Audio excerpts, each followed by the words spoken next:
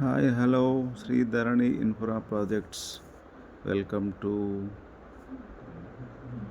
ఈ అపార్ట్మెంట్ వచ్చేసి ప్రగతి నగర్లో